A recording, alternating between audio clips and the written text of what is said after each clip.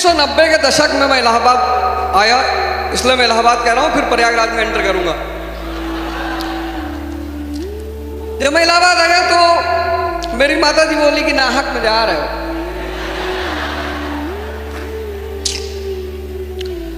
तुमसे ना हो पाएगा।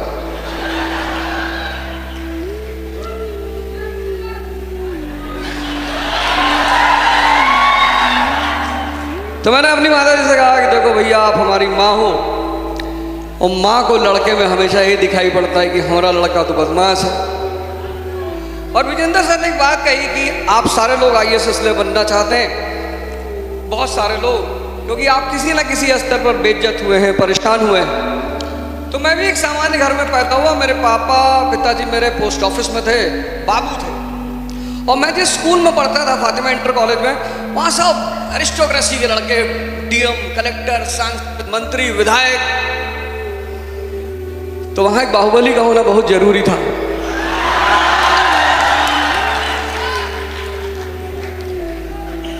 अरे यार, पहले पूरा सुन दो। अब सर ने कहा कि मैं अप्रिय बात कहूंगा। टीचर है, प्रोफेसर है, दिल्ली विश्वविद्यालय में है। अगर टीचर अप्रिय बातें और प्रोफेसर अप्रिय बातें नहीं करेगा तो देश का उत्थान कभी नहीं होगा। ये कोई अप्रिय बात नहीं करते, ये कोशिश करते हैं कि आप जागें। जितने भी स्वतंत्रता आंदोलन को अगर आप पढ़ोगे ना, तो शिक्षकों ने आमतौर पर यही भूमिका निभाई। उन्होंने जागृत करने का प्रयास किया। लेकिन मैं प्रोफेसर नहीं हूं, मैं टीचर नहीं हूं, मैं कोच हूं, इसलिए मैं सारी प्रिय बातें करूंगा।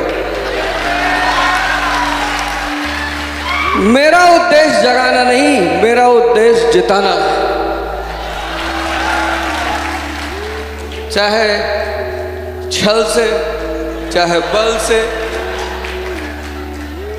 अब सर ने कहा कि भाई आप बराती हो, बराती, हम रैंचो जैसे बराती हैं।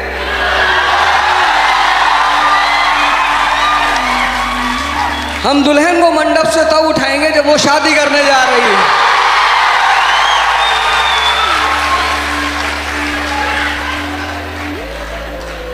बात अभी पूरी नहीं हुई। लेकिन रैंचो की खासियत क्या है? मतलब ऐसा थोड़ी आप भी उठा लोगे। रैंचो की पहली खासियत यह है कि उस आदमी के अंदर क्यूरियोसिटी है।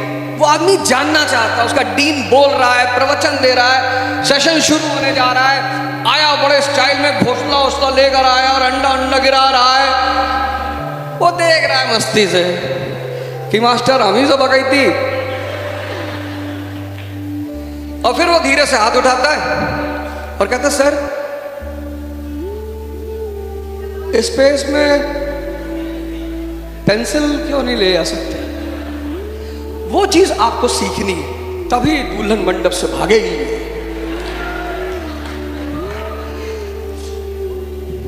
क्यूरियोसिटी इतनी बड़ी चीज है ना, ज्ञान की माँ, उसको मदर कहा गया है। जैसे अब मैं एग्जांपल देता हूं, आप में से कितने सारे लोग हो जो पिछले 1-2 साल से तैयारी कर रहे हैं?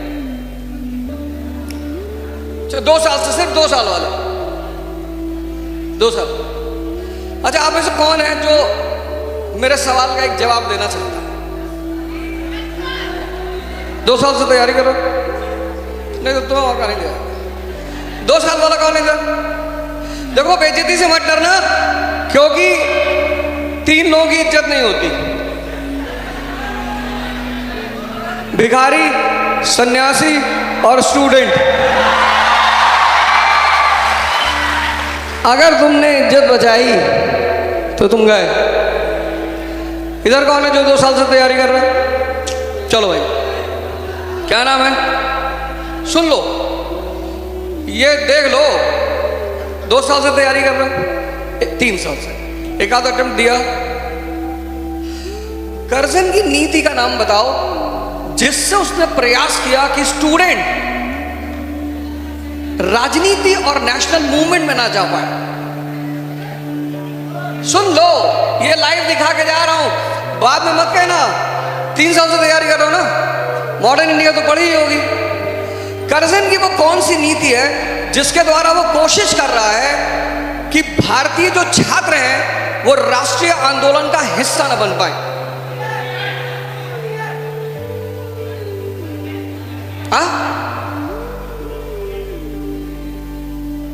कौन सी नीति? मैकेनिक, रस्सी लाओ, रस्सी रस्सी रस्सी मंगाओ, इनको लटकाएं तुरंत उठा के। ये देखो, ये भिखमंगे कहेंगे।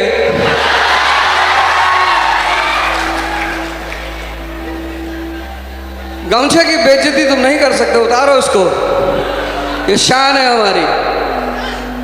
पहली चीज ये है, हाँ भाई इधर से जवाब कौन दे रहा था? इधर आओ, इधर आओ, आओ इधर आओ।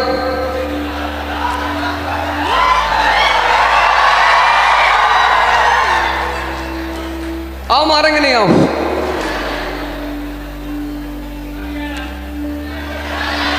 इंशाअल्लाह। बताओ, यूनिवर्सिटी एक्ट के सारे प्रावधान बताओ। सर, उसमें एक प्रावधान ये था कि जो स्टूडेंट है कोई भी आंदोलन नहीं करेंगे, और अगर कुछ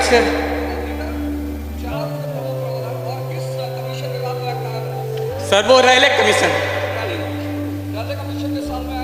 1902 में, 1904 में।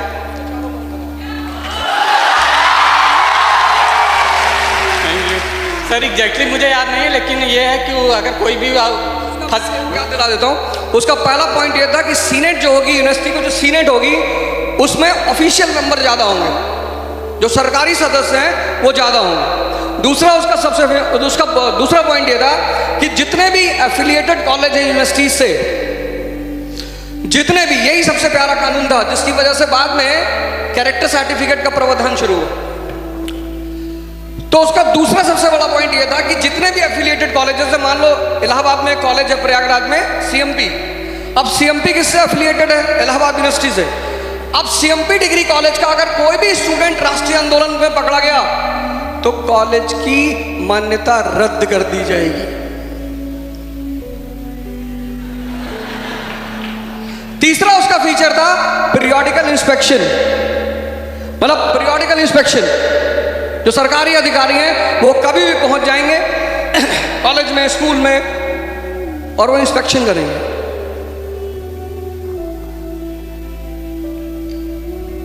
ज्यादा तो नहीं जीत पाए, हमारी तरफ से किताब है।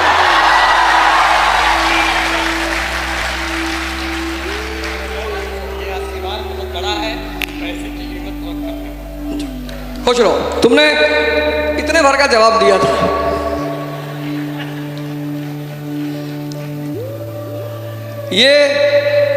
ये जो कमी है ना, तो रैंचो मॉडल ये है कि आपके अंदर क्यूरियोसिटी होनी चाहिए। रैंचो मॉडल का दूसरा पॉइंट ये है कि आपके अंदर कॉन्सेप्चुअल क्लियरिटी होनी चाहिए। अब इस आदमी को पता है कि भाई छात्रों, बहुत अच्छी बात है, कितनी प्यारी बात है, इसको पता है। कर्जन आया ही कब है? 1899, 1899 भारत का कौन सा समय है जब एक्सट्रीमिस्ट खड़े हो रहे हैं, लाल बाल पाल, राष्ट्रवादी आंदोलन मजबूत हो रहा है। अब उसको भारत की जनता को उग्र भी नहीं बनाना है, लिप्टन की तरह। लिप्टन किस लिए आया था? लिप्टन आया था भारत में राष्ट्रवादी आंदोलन की धारा को दबाने के लिए, लेकिन दबाने के बजाय उसने क्या किया? उसको भड़का दिया। यही तो किया लिप्टन ने। उसके बाद रिप्पन आता है और रिप्पन उस परिस्थिति को संभालता है। लेकिन कर्जन वो आधुनिक इतिहास का एक बहुत प्यारा नायक है। इतना भी सीरियस नहीं होना है। हमारे साथ सबसे बड़ी प्रॉब्लम यही है, आज तक कभी सीरियस नहीं हुए।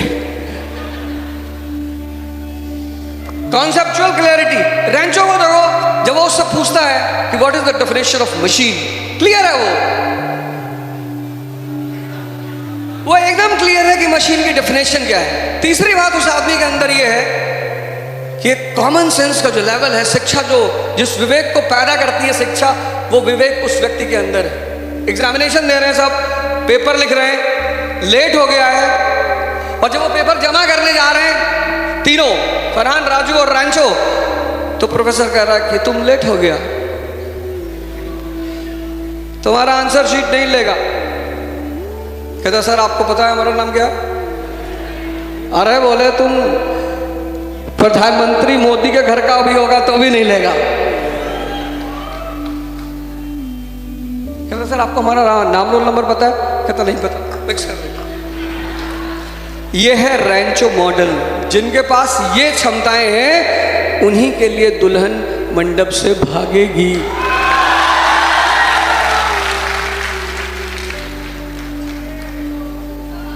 दूसरा बता रहे हैं, उसमें भी आ रहा है। कितने लोगों का हिंदी साहित्य है, मतलब हिंदी सब्जेक्ट है मेंस में? अब ना बताओगे। तुम्हारा है?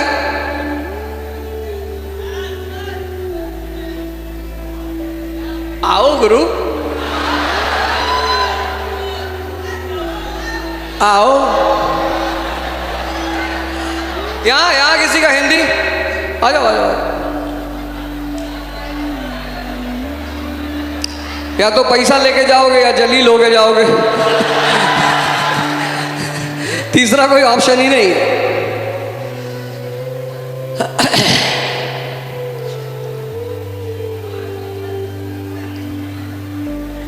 उससे ज्यादा में बेहोश हो जाओगे। उतना ही खाने की कोशिश करो जितना तुम हजम कर सकते हो। ज्यादा खाओगे तो हमारी संसद 50% जिन लोगों से भरी, इसी 500 के चक्कर में तो भरी है कि बाबूजी कुछ दे दो।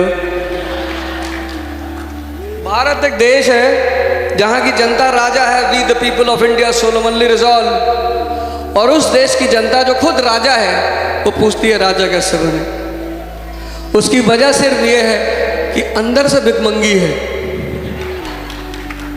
उसको सब कुछ करना है, सब कुछ।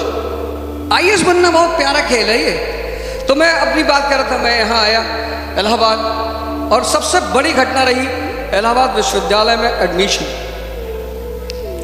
कैसे हुआ आज तक किसी को नहीं पता, पर हो गया। और जब पहली बार मार्कशीट आई, और इलाहाबाद विश्वविद्यालय में मेरी इतिहास में पहली बार, मतलब हिस्ट्री सब्जेक्ट में नहीं, मतलब मैं रैंक वैंक में तो ज़्यादा भरोसा नहीं करता, और खासकर मैं पढ़ाई में ही नहीं करता। लेकिन यहाँ आके मुझे पता चला कि पढ़ाई कितनी बड़ी ताकत है। यहाँ आके मुझे पता चला कि वो जो डॉक्टर अंबेडकर के हाथ में किताब है, वो इस बात की सूचना है कि जिसको भी अपने जीवन को बदलना है उसे किताब को गले लगाना पड़ेगा।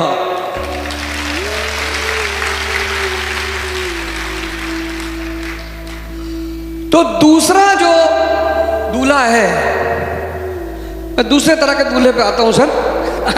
मैं तो सर अपने दूल्हों की बात करूंगा सर। हम तो कोच हैं सर, अर्जुन को जिताएंगे चाहे झूठ बोल के जिताएं, कि अश्वत्थामा मारा गया पर नर नहीं कुंजर।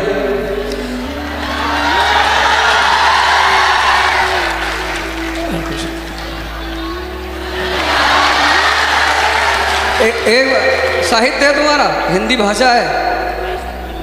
अरे मिलने आए इनको, सलमान इनको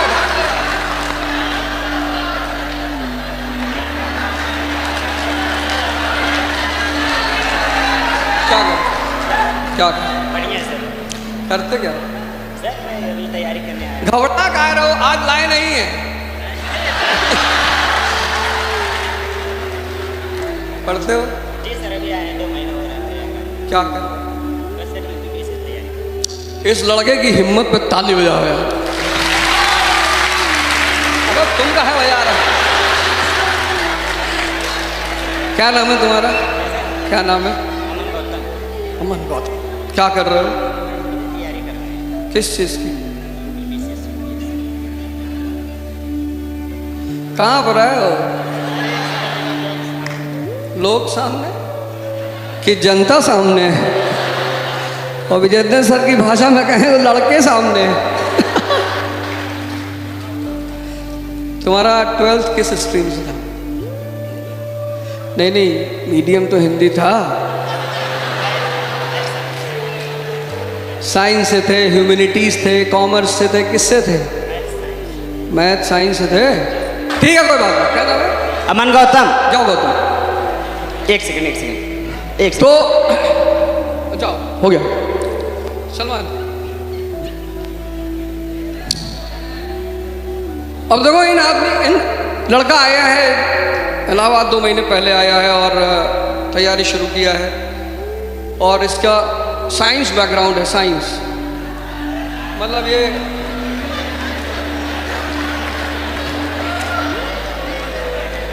ये साइंस 12th इसका साइंस था और 12th साइंस से करके आया है और मैंने इसे सिर्फ एक बड़ा सरल सा गाँव सा और तैयारी कर रहा है।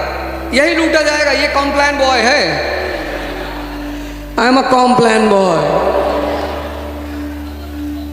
मतलब जो प्रचार देकर प्रभावित है।